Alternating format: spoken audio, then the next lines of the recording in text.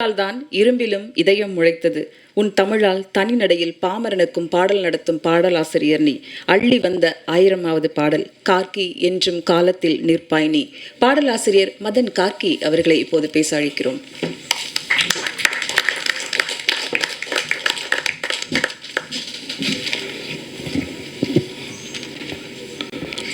அனைவருக்கும் பணிவான வணக்கங்கள்.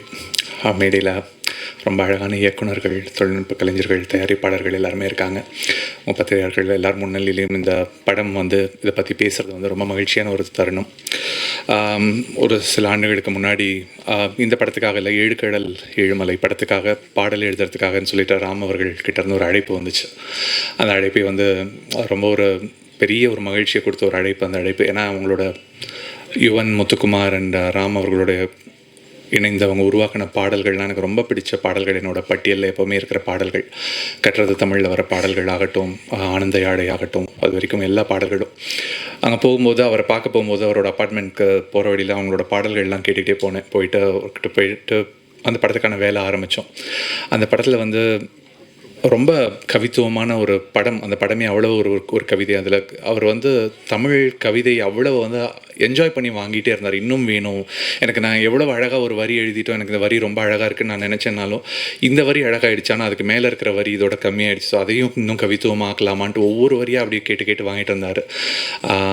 ஸோ அவருக்கு அப்படி ஆரம்பித்த அந்த திங் அதிலேருந்து பறந்து போக்கு நாங்கள் வரும்போது டோட்டலாக வேறு ஒரு டொமைனுக்கு மாறிட்டார். வேறு ஒரு ராம் சாரை நான் பார்த்தேன். நான் என்ன எழுதினாலும் ஆக்சிடென்டலாக ஏதாவது கவிதையாக வந்துட்டால் கூட ஐயோ இது கவிதையாக இருக்குங்க, கவிதை வேணாம், இந்த படத்துக்கு இது தேவையே இல்லை, இந்த படம் நான் வேறு மாதிரி பண்ணுறேன், வேறு மாதிரி என்னோட விஷனே வேறு மாதிரி இருக்குதுன்னு சொல்லிட்டு அவர் டோட்டலாக வேறு ஒரு ஜானருக்கு ஷிஃப்ட் பண்ணிவிட்டு கூப்பிட்டு போனார். எனக்கும் ரொம்ப பெரிய எக்ஸ்பீரியன்ஸாக இருந்துச்சு.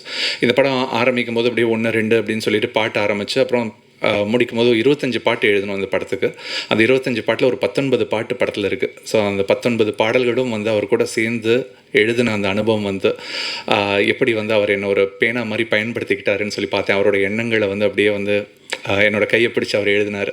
அது ரொம்ப ஒரு அழகான ஒரு அனுபவமாக இருந்துச்சு. ஒரு விஷுவல் நீங்கள் பார்த்த பாடல்கள் மாதிரி தான் எல்லாமே. நீங்கள் கண்ணை மூடிக்கிட்டு இந்த பாடல்களை கேட்டால் கூட அந்த படம் உங்கள் கண்ணை முன்னாடி ஓடும். யார் மேலே இருக்கா, யார் கீழே இருக்கா, எவ்வளோ ஆங்கிளில் மலை இருக்குது, இப்படி தான் இந்த முழு படத்தில் இருக்கிற பாடல்கள் ரொம்ப ஒரு எளிமையான ஒரு இதில் இருக்கும். இந்த பாடல்கள் சில நாள் உட்காந்து ஒரு 5 பாடல்கள் எழுதுவோம், அடுத்த நாள் ஒரு 8 பாடல்கள் உட்காந்து எழுதுவோம். எழுதிட்டு சந்தோஷ்க்கு அனுப்புவோம். சந்தோஷ் உடனே அதுக்கான இசை ஒன்று அமைச்சிட்டு அனுப்புவார். சந்தோஷ் ரொம்ப ஒரு டேலண்டடான ஒரு புது ஜென்ரேஷன் கம்போசர். ஸோ அவரோட மியூசிக் இதில் இருக்கிற வெரைட்டி அதை சொல்லும். ஏன்னா ஒரு 19 பாடல் நீங்கள் கேட்க போகிறீங்கன்னா அந்த ஒரு 19 பாடலும் வெவ்வேறு வடிவத்தில் இருக்கும்.